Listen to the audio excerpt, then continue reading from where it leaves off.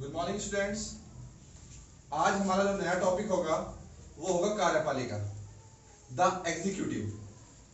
सबसे पहले मैंने पहली वीडियो बनाई थी उसमें मैंने आपको सरकार के अंग बताए थे कि सरकार के जो 3 महत्वपूर्ण अंग हैं वो कौन कौन से हैं। उसमें मैंने आपको विधायिका, कार्यपालिका और न्यायपालिका। विधायिका के बारे में मैंने आपको जो पहली वीडियो बनाई थी इससे पहले मैं आपको वो भेज चुका हूं। आज हमारी जो सेकंड हमारा जो टॉपिक है वो होगा कार्यपालिका। कार्यपालिका का क्या कार्य है, इसमें कौन कौन सम्मिलित होते हैं, उसके बारे में एक हम आज थोड़ा शॉर्ट में उसके बारे में आपको मैं थोड़ी जानकारी प्रदान करना चाहता हूं। तो बात करते हैं कार्यपालिका, द एग्जीक्यूटिव। इसका मेन कार्य क्या है? कार्यपालिका का मेन कार्य है कानूनों को लागू करना, कानूनों को लागू करना।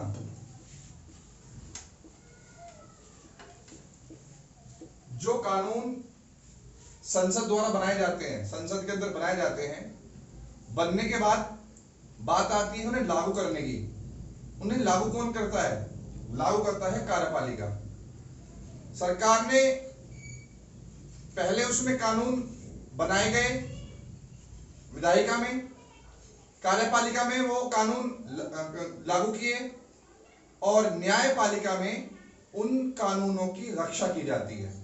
जो हमारा टॉपिक नेक्स्ट होगा उसमें मैं बताऊंगा आपको न्यायपालिका। तो कार्यपालिका का जो मेन इंपॉर्टेंट वर्क है क्या है? कानूनों को लागू करना। अब बात आती है जिस प्रकार सरकार 2 प्रकार की होती है, एक केंद्र का नेतृत्व करती है, एक राज्य का नेतृत्व करती है, उसी प्रकार कार्यपालिका भी 2 प्रकार की होती है। एक होती है संघीय कार्यपालिका, एक होती है राज्य कार्यपालिका। नंबर 1 संघीय राज्यपालिका, संघीय कार्यपालिका, और दूसरी होती है राज्य कार्यपालिका।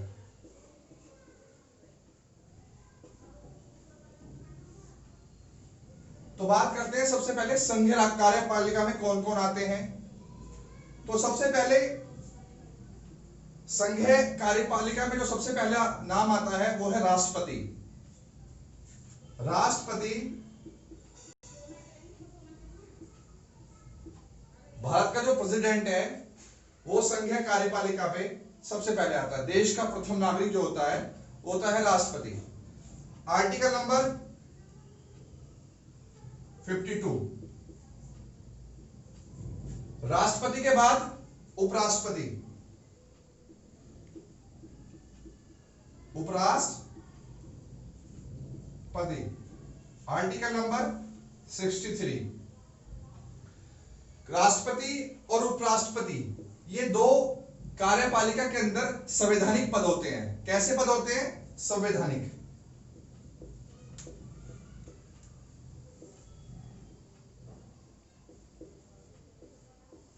संवैधानिक जो पद है वो राष्ट्रपति और उपराष्ट्रपति का होता है। उपराष्ट्रपति के बाद आता है प्रधानमंत्री।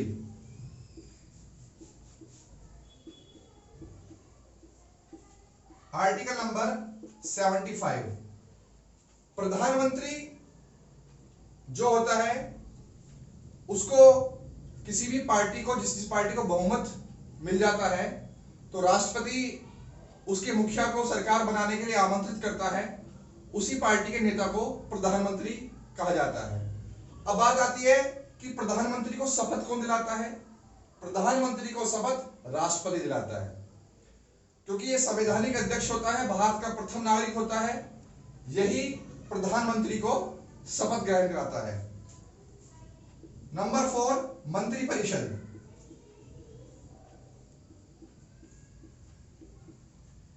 नंबर 4 मंत्रिपरिषद, आर्टिकल नंबर 74। अब बात आती है मंत्रिपरिषद क्या है?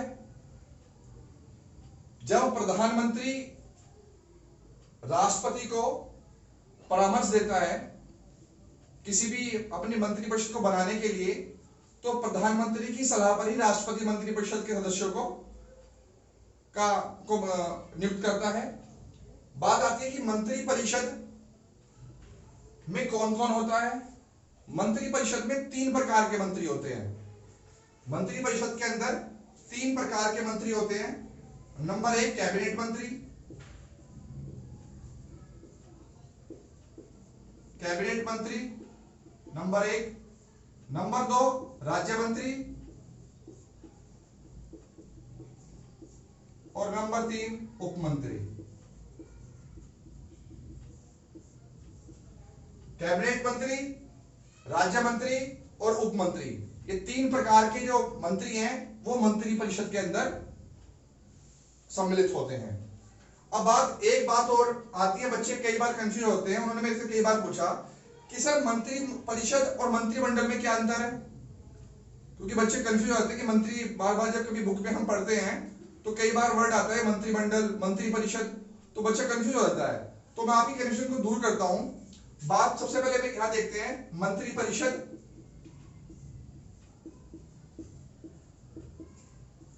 और मंत्रिमंडल।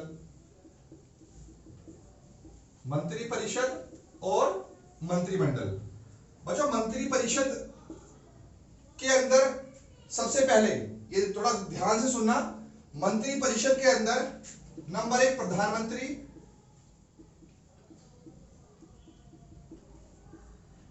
नंबर 2 कैबिनेट मंत्री। जो कैबिनेट मंत्री वो मंत्री होते हैं जो वरिष्ठ मंत्री होते हैं, किसी भी विभाग के अध्यक्ष जो होते हैं वो कैबिनेट मंत्री होते हैं। नंबर 3 राज्य मंत्री। राज्य मंत्री, ये राज्य मंत्री कैबिनेट मंत्री से नीचे होते हैं। कभी कभी इन्हें स्वतंत्र प्रभार दे दिया जाता है और कभी कभी इन्हें कैबिनेट मंत्री से अटैच भी कर दिया जाता है, राज्य मंत्रियों को। और इसकी मंत्रिपरिषद की सबसे जो नीचे की इकाई है उसे बोलते हैं उप मंत्री।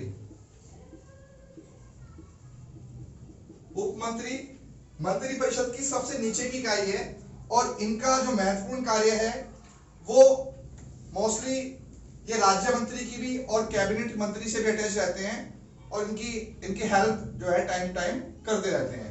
ये 4 प्रकार के जो हो, इसमें प्रधानमंत्री, कैबिनेट मंत्री, राज्य मंत्री और उप मंत्री, ये चारों को मिलाकर क्या बना, मंत्रिपरिषद। क्या बना, मंत्रिपरिषद। 4 को मिलाकर प्रधानमंत्री, कैबिनेट मंत्री जो वरिष्ठ मंत्री होते हैं विभाग के, राज्य मंत्री और उप मंत्री, इन 4 को मिलाकर बनता है मंत्रिपरिषद। अब बात करते हैं मंत्रिमंडल। मंत्रिमंडल के अंदर प्रधानमंत्री,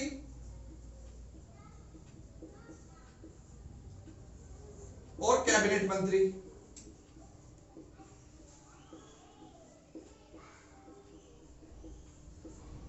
ये 4 तो मंत्रिपरिषद की इकाई है और 2 इकाई मंत्रिमंडल की। मंत्रिमंडल में राज्य मंत्री नहीं आने के, उप मंत्री भी नहीं आने के। मंत्रिमंडल में 2 इकाइयां होती हैं, एक तो प्रधानमंत्री और एक कैबिनेट मंत्री। अंतर देख लो। मंत्रिपरिषद में 4 कौन कौन, नंबर 1 प्रधानमंत्री, नंबर 2 कैबिनेट मंत्री, नंबर 3 राज्य मंत्री और नंबर 4 उप मंत्री। मंत्रिमंडल के अंदर प्रधानमंत्री और कैबिनेट मंत्री। जब कभी मंत्रिमंडल की मीटिंग चलती है तो उसमें प्रधानमंत्री और कैबिनेट मंत्री के मंत्री जो होते हैं यही लोग सम्मिलित होते हैं। लेकिन कभी कभी अगर इन्हें बाय इन्विटेशन इन्हें राज्य मंत्री और उप मंत्री को कोई इन्विटेशन भेज दिया जाता है तो ये मंत्रिमंडल की मीटिंग में तभी सम्मिलित होते हैं, अदरवाइज ये सम्मिलित नहीं होंगे। तो आई थिंक आपको ये छोटा सा जो कॉन्सेप्ट है समझ में आ गया होगा मंत्रिपरिषद और मंत्रिमंडल में। ये आपकी जो बहुत बड़ी दुविधा है बच्चों की वो आई थिंक सोल्व हो चुकी होगी। तो मैं इसे रब कर रहा हूं। बात करते हैं आगे मंत्रिमंडल और मंत्रिपरिषद के बारे में। आपको जो मैंने बताया वो समझ चुके होंगे। अब बात करते हैं मंत्रिपरिषद के बाद संघीय कार्यपालिका में मंत्रिपरिषद हो चुका। उसके बाद महान्यायवादी। महान्यायवादी आर्टिकल नंबर 76 में महान्यायवादी क्या जो बात की गई है कि इसका पोस्ट होगी महान्यायवादी की, अटॉर्नी जनरल की। इसका क्या कार्य है? इसका कार्य है सरकार को कानूनी सलाह देना। जब कभी सरकार को किसी भी उसमें कोई भी प्रॉब्लम हो जाती है तो महान्यायवादी सरकार को समय समय पर अपनी कानूनी सलाह देते रहते हैं। महान्यायवादी के बाद संघीय लोक सेवा, संघीय कार्यपालिका में लोक सेवक। अब लोक सेवक, जो लोक सेवक आयोग बना, चाहे वो संघीय लोक सेवा आयोग हो चाहे वो राज्य लोक सेवा आयोग हो, आर्टिकल नंबर 315 ये लोक सेवक भी आपकी कार्यपालिका के महत्वपूर्ण अंग होते हैं। इतने भी वरिष्ठ आईएएस होते हैं, पीसीएस होते हैं, ये क्या है? ये सब कार्यपालिका के एक सदस्य होते हैं। अब बात आती है संघीय कार्यपालिका में कौन कौन होते हैं, तो उसमें मैंने आपको राष्ट्रपति के बारे में बता दिया, उपराष्ट्रपति के बारे में, राष्ट्रपति, उपराष्ट्रपति, प्रधानमंत्री, मंत्रिपरिषद और महान्यायवादी और लोक सेवक। अब एक बात होती है कि जो कार्यपालिका होती है ये दो भागों में बटी होती है, स्थायी कार्यपालिका और अस्थायी कार्यपालिका। स्थायी कार्यपालिका के अंदर जो राष्ट्रपति से लेकर महान्यायवादी, अस्थायी कार्यपालिका के अंदर राष्ट्रपति से लेकर महान्यायवादी आते हैं और स्थायी में आते हैं लोक सेवक जितने भी हैं। वो क्यों होते हैं उसका रीजन मैं बताऊंगा आपको।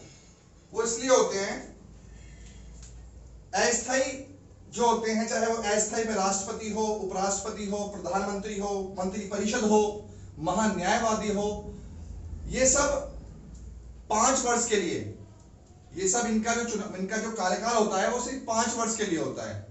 और स्थायी में कौन होता है? स्थायी में होता है जितने भी लोक सेवक हैं, ये 60 साल या 62 साल तक इनकी, जब तक ही इनकी रिटायरमेंट की आयु होती है, जब तक ही अपने पोस्ट पर बने रहते हैं, तो इसलिए इन्हें स्थायी कार्यपालिका के नाम से जाना जाता है। तो आपको पता लगेगा कि स्थायी और अस्थायी में जितने भी जिनका कार्यकाल 5 वर्ष होता है, चाहे वो उपराष्ट्रपति हो, राष्ट्रपति हो, प्रधानमंत्री हो, मंत्रिपरिषद हो, ये सब क्या है? अस्थायी कार्यपालिका। क्योंकि 5 वर्ष के बाद चुनाव के माध्यम से या तो ये दोबारा आएंगे या इनकी जगह कोई और आएगा। तो ये सब हो गए अस्थायी कार्यपालिका। स्थायी में लोक सेवक। इतनी बात समझ में आ गई। अब बात आती है कि कार्यपालिका का वास्तविक नेता कौन होता है। वास्तविक संवैधानिक क्वेश्चन बनता है, अगर बोर्ड में क्वेश्चन बनता है, किसी भी आपसे किसी भी एग्जाम में पूछा जाता है कि संघीय कार्यपालिका में संवैधानिक अध्यक्ष कौन होता है। संघीय कार्यपालिका का संवैधानिक अध्यक्ष कौन होता है? राष्ट्रपति। संघीय कार्यपालिका का वास्तविक अध्यक्ष कौन होता है? वास्तविक होता है प्रधानमंत्री। ऐसा क्यों? क्योंकि संविधान के अंदर शक्तियां राष्ट्रपति को बहुत दी गई हैं, बहुत शक्तियां दी गई हैं, लेकिन उस शक्ति का जो फायदा है मिलता है वास्तविक रूप से वो प्रधानमंत्री को मिलता है। हमारे इंडियन कॉन्स्टिट्यूशन में काम तो बहुत होते हैं, राष्ट्रपति के नाम से होते हैं, लेकिन उन काम को जो करता है, वास्तविक रूप से करता है, उसे प्रधानमंत्री करता है। ठीक है। लेकिन एक विशेष परिस्थिति में जब कभी आपातकाल लग जाए अनुच्छेद 352 के तहत, तो उसमें ये जितने भी प्रधानमंत्री हैं, मंत्री सरकार जो है, उससे काम लेकर राष्ट्रपति सब विभाग अपने पास ले लेता है और उसी में वास्तविक जो अध्यक्ष होता है आपातकाल में वो राष्ट्रपति बन जाता है।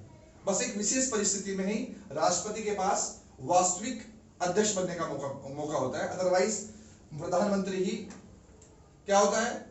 संघीय कार्यपालिका का वास्तविक नेता होता है। एक बात और, राष्ट्रपति की एक सबसे महत्वपूर्ण, सबसे इंपॉर्टेंट वर्क क्या है? क्योंकि हमारे देश के अंदर जो भी कानून बनाए जाते हैं वो संसद के अंदर बनाए जाते हैं। कभी कभी किसी विशेष परिस्थिति में अगर संसद का अधिवेशन ना चल रहा हो या संसद अवकाश में हो, तो आर्टिकल नंबर 123 के तहत, आर्टिकल नंबर 120 के तहत जब कभी संसद का अधिवेशन ना चल रहा हो, तो ऐसी विशेष परिस्थिति में राष्ट्रपति द्वारा दिया गया आदेश ही अध्यादेश कहलाता है। मतलब संसद के ना चलने के बावजूद भी राष्ट्रपति को कानून बनाने का अधिकार प्राप्त है संविधान के अंदर। तो ये मेन इंपॉर्टेंट जो शक्ति है वो राष्ट्रपति के को मिली है। और मैं जब भी अभी नेक्स्ट वीडियो बनाऊंगा उसमें राष्ट्रपति के बारे में पूरा आपको एक्सप्लेन करूंगा, राष्ट्रपति के बारे में भी, उपराष्ट्रपति के बारे में, प्रधानमंत्री के। अभी हम शॉर्ट में आपको मैं बता रहा हूं। ये तो हो गई संघीय कार्यपालिका। इसी प्रकार दूसरी आती है कार्यपालिका। जिस तरह संघीय कार्यपालिका में संवैधानिक अध्यक्ष होता है, उसी प्रकार राज्य कार्यपालिका में भी संवैधानिक अध्यक्ष होता है और उस संवैधानिक अध्यक्ष का नाम है राज्यपाल।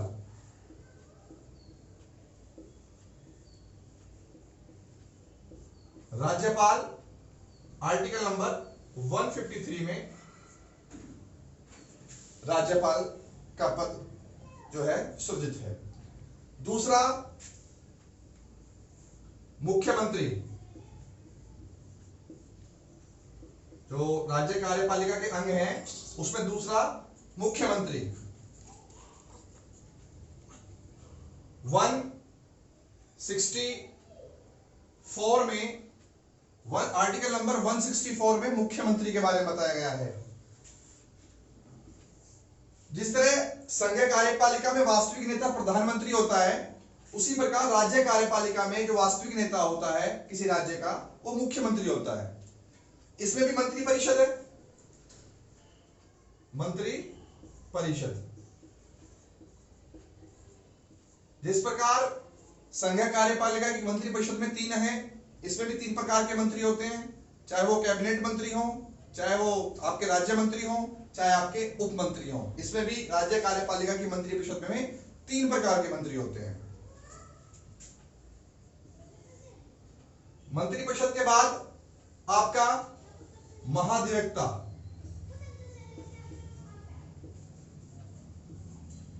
Advocate general. महाधिवक्ता जो होता है वो किसी भी कानूनी मामलों में सरकार को सलाह दे सकता है।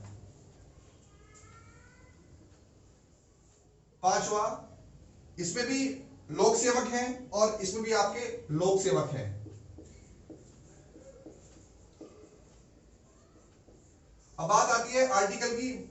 मुख्यमंत्री को 164 के अंदर, मंत्री परिषद को 163 के अंदर रखा गया है, महाधिवक्ता 165, और चाहे वो संघ लोक सेवा आयोग हो चाहे वो राज्य लोक सेवा आयोग हो, सबको 315। तो आई थिंक आपको आज का कॉन्सेप्ट क्लियर हो चुका होगा। जिस प्रकार ये संघीय कार्यपालिका है, ये राज्य कार्यपालिका है, सबके आपको मैंने सारे पार्ट्स, चाहे कोई भी हो, राष्ट्रपति हो, उपराष्ट्रपति हो, संघ में प्रधानमंत्री हो, मंत्री परिषद हो, राज्य कार्यपालिका के जो पार्ट्स हैं वो ये हैं। तो जब नेक्स्ट मैं वीडियो बनाऊंगा बच्चों, उसमें मैं आपको इनके जो मैं राष्ट्रपति के बारे में आपको एक्सप्लेन करूंगा। बड़ा एक पूरा अच्छा एक टॉपिक, एक राष्ट्रपति के बारे में एक टॉपिक लेंगे बस। ठीक है, थैंक यू वेरी मच। इसे ध्यान से आप देख लेना।